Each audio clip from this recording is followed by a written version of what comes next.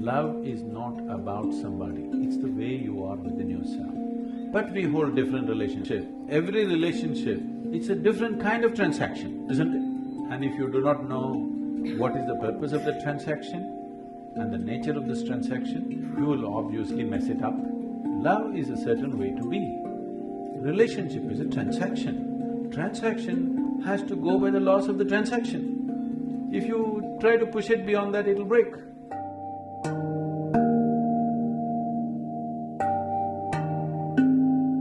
I've got two questions, sir.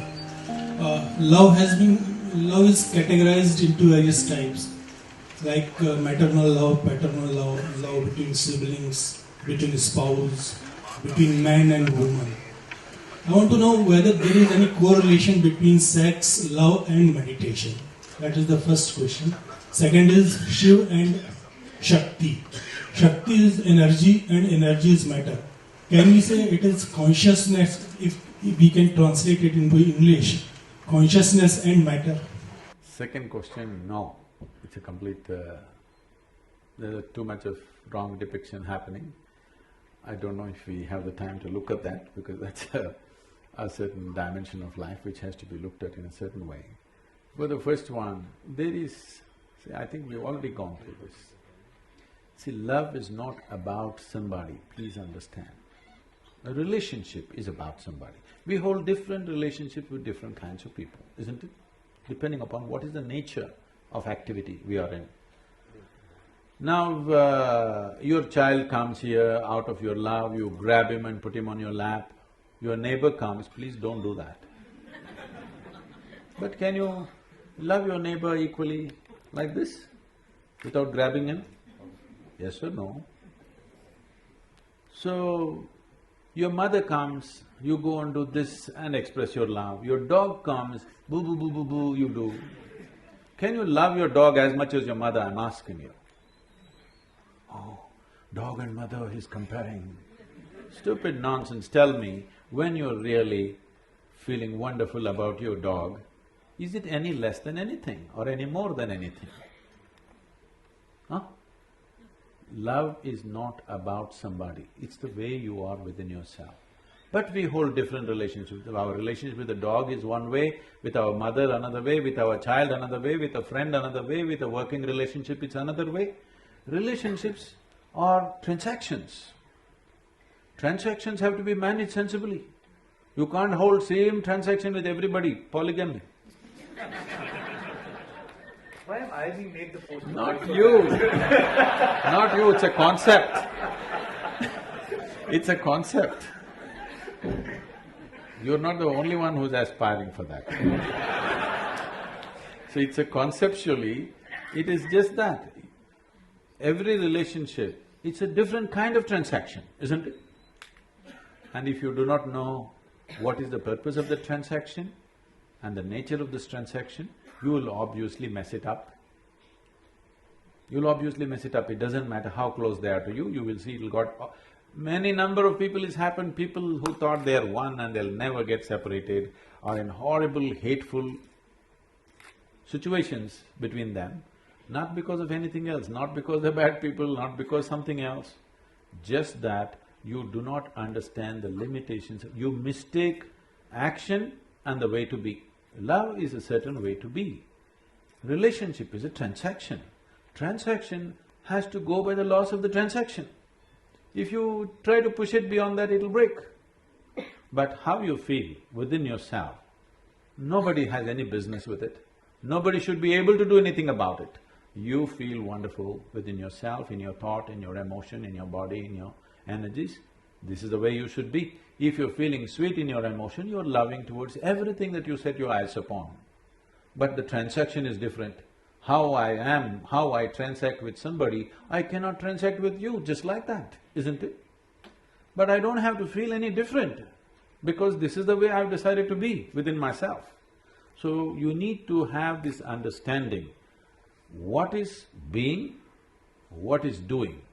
If this distinction is not there, then you'll mix it up and you think this is that is this. I love you is a fake statement. I'm in love, all right. I can't love you, it's not possible. I can transact with you, in a certain way. But I'm loving. Because I'm loving, the transaction also has that quality. If I'm not loving, the transaction will not have that quality, isn't it? Sir, my question was correlation between sex, love and meditation. Is there any correlation with meditation? Is there any correlation between sex, love and meditation? I thought we separated sex and love sufficiently. Sexuality means… I'm not trying to make a moral judgment on it, I have no such thing about it. It is just that your intelligence has been hijacked by your hormones.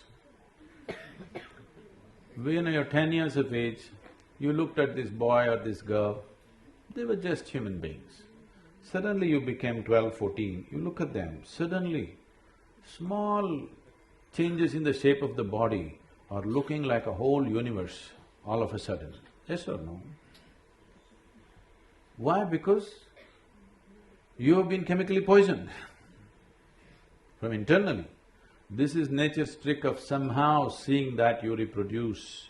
Don't think nature is interested when whether you love somebody or you don't love somebody. Nature is interested that you reproduce, because otherwise the species will end.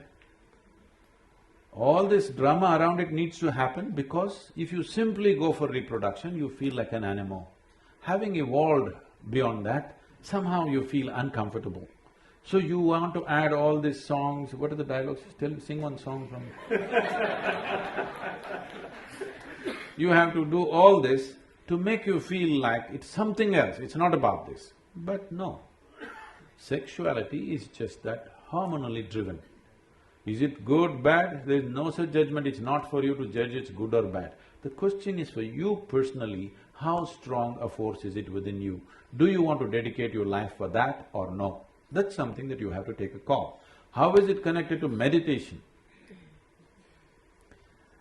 The word meditation in English language doesn't mean anything, actually.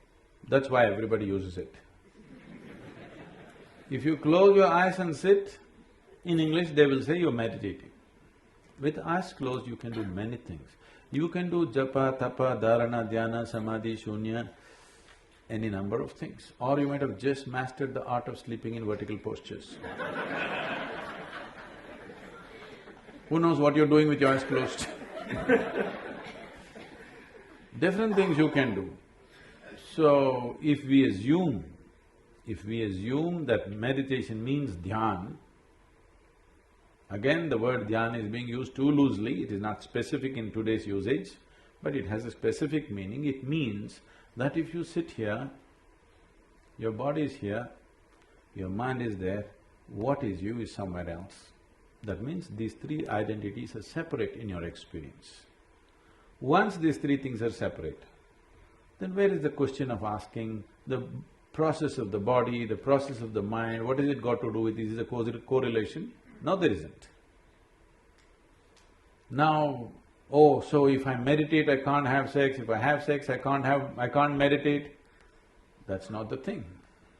Meditation is not an act, it's a quality. If you cultivate your body, mind, energy and emotion to a certain level of maturity, you become meditative. It is like the fragrance of a flower. If the flower has blossomed, there is fragrance. If a flower doesn't blossom, you can spray something and go, but it'll not be the same. There's a difference between what exudes from within you and what you put on from outside. There's a big, huge difference. It's a question of life and death. The difference is between life and death. You can even make a dead body smell good if you spray something, but that's different. Exuding a certain fragrance is completely different. So meditation is a quality. Its meditativeness is a quality, not an act. If I do this, is it meditation? No. If I do that, is it meditation? No. If I do that, is it meditation? Yes. This meditation, yes. I think this will put you in the right perspective. It once happened, this was a Sufi master called Ibrahim. Ibrahim gathered a few people in his place and he was trying to train people. One evening, two of his disciples meet and they're frustrated, and one guy says, "Hey, I want to smoke, but I don't know what the master will say." The other guy says, "Even I want to smoke." then why don't we ask him? They decide. They decide to ask him separately. Next day evening, one guy is sitting there in the garden frustrated, another guy comes smoking. He said, "Hey, you're smoking? Master told me not to smoke and you're smoking." That guy asked, "What did you ask the master?" He said, "I asked him, can I smoke when I'm meditating?" He said, "No." "Ah, that's your problem. I asked him, can I meditate when I'm smoking?" He said, "Yes."